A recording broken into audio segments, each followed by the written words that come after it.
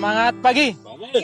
Pagi ini kita akan menjelaskan tentang kita akan melakukan kegiatan yang namanya seleksi bibit atau kaling. Nah, untuk seleksi bibit ini seleksi bibit yang sudah yang ketiga ya. Yang pertama kita seleksi di PN. Habis itu yang kedua antara PN pindah ke MN. Terus selanjutnya kita seleksi di umur 6 bulan ya. 6 bulan ini yang ke-9. Ini seleksi yang ke-9 bulan. Jadi untuk seleksi yang ke-9 bulan ada beberapa kriteria yang nanti kita lihat ya. Yang pertama bibit kerdil. Bibit kerdil itu bagaimana? Yang jelas pertumbuhannya tidak seperti pertumbuhan bibit-bibit lain. Dia jauh lebih kerdil. Ya. Yang kedua nanti kita lihat bibit irek. Bibit irek itu dia akibat faktor genetik. Nanti sudut anak-anak daunnya itu lebih sempit dan tajam. Dia membentuk sumbu vertikal. Tumbuhan terlihat lebih tegak. Jadi anak daun pelepah-pelepahnya dia lebih tegang, vertikal ke atas. Yang selanjutnya itu layu. Layu pelepah. Pada helaian daun itu layu. Dia anak daunnya itu patah-patah semua. Selanjutnya ada yang namanya flat top. Flat top ini akibat genetik, di mana daun yang baru tumbuh dengan ukuran yang makin pendek dari daun yang lebih tua. Jadi daun yang lebih tumbuh itu jauh lebih pendek. Jadi selanjutnya nanti kita juga lihat ada yang namanya yang biasa kita kenal seperti chimera. Nanti chimera juga kita lihat gimana sih chimera. Nah, habis itu ada crown disease. Selanjutnya dan yang lain-lain, dia juga ada yang terserang hama. Nanti kita lihat kalau memang terserang hama berat juga kita bakalan seleksi. Nah, terus ada namanya juga nanti anak daun tidak pecah. Ada anak daun juga tidak pecah. Padahal umur di atas 8 bulan itu setidaknya helaian anak daun sudah pecah. Ya, nanti kita perhatikan semua ya. Jadi untuk mempersingkat ya, nanti kita langsung ke pembibitan aja ya. Nanti kita lihat kalau memang itu kita kan sudah tandain. Awalnya sudah tandain. Yang kalau tandanya tidak sesuai dengan yang tadi kriteria tadi, mungkin bisa kita pertimbangkan untuk kita lihat pertumbuhan vegetatifnya. Tapi kalau memang dia sudah harus kita musnahkan, langsung aja. Kita modalnya nanti parang, langsung dipotong pakai parang. Ya. Ibu, mungkin itu saja ya. Arahan singkat dari saya. Semangat pagi.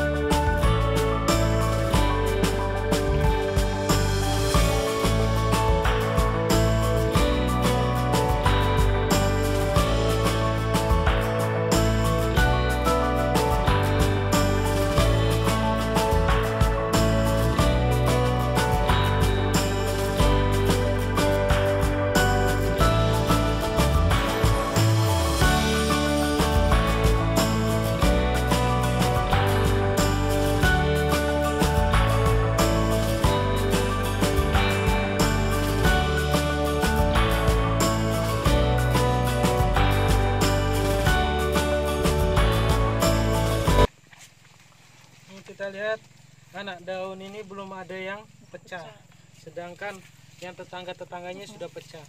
Ini kita musnahkan.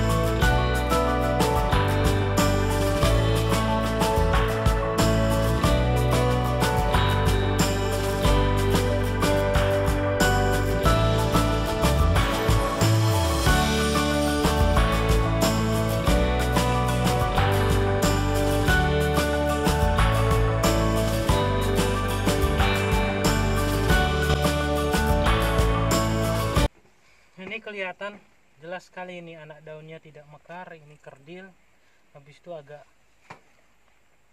benar-benar kelihatan untuk dimusnahkan.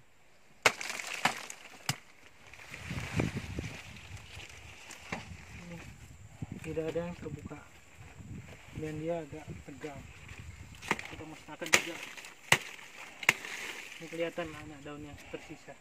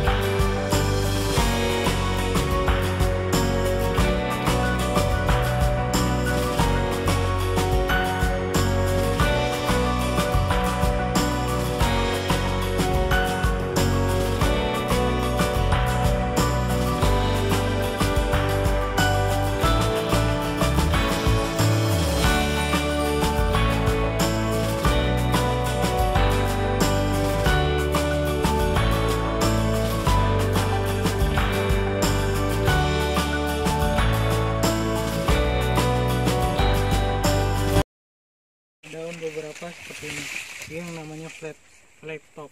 Kita musnahkan juga.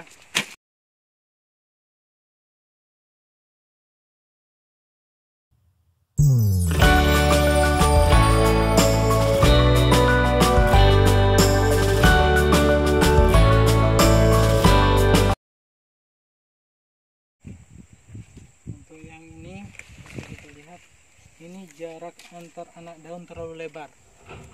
Ini juga harus dimusnahkan.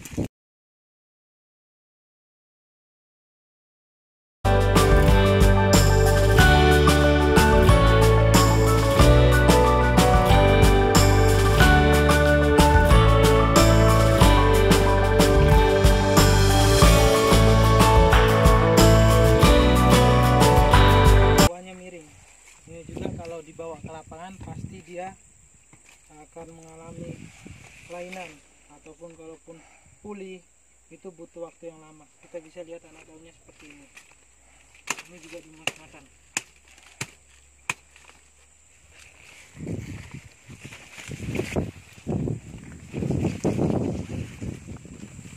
Untuk yang ini kita bisa lihat ini kerdil. Beda pertumbuhannya dengan yang lain. Dengan tetangga-tetangganya jauh lebih besar. Ini untuk yang ini kasusnya kerdil dia.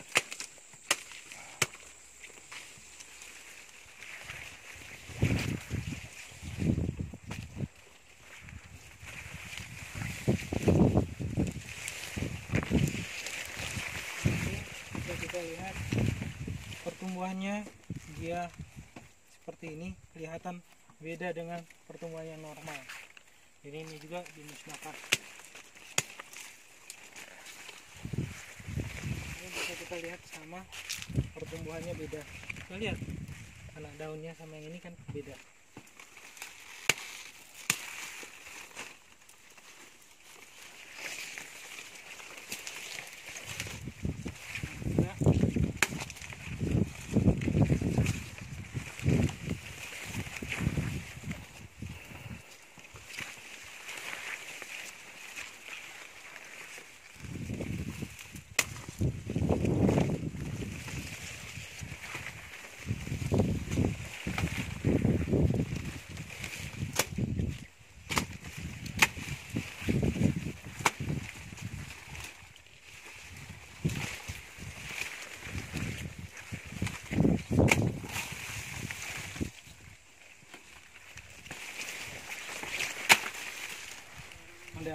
Jadi untuk di bibitan sendiri kenapa kita tebang, salah satunya kenapa kita harus seperti ini, kita langsung ngambil memusnahkan.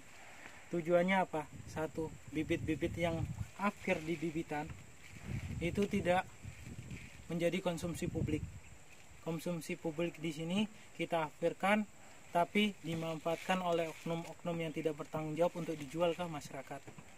Karena apabila ini tertanam, sangat kasihan. Kenapa sangat kasihan? Pasti produksinya bakalan tidak dapat. Untuk mencapai produksi optimum itu tidak terpenuhi, karena secara genetik itu bermasalah. Yang kedua, apabila ini terlewat, pasti nanti akan ada biaya-biaya lain yang bakalan digunakan. Semua biaya perawatan pasti masuk ke pokok sawit ini. Tapi apa? Produksinya tidak ada. Dan kedua, selanjutnya kalau sudah besar, itu pasti di TO. Mungkin itu sedikit penjelasan dan kegiatan kami di bibitan untuk kegiatan kaling. Semoga bermanfaat dan bisa menjadikan pedoman kita ke depannya agar melakukan kegiatan kaling yang benar atau seleksi bibit yang optimum, agar produksi dapat tercapai sesuai dengan target dan harapan. Dan itu saja. Semangat pagi!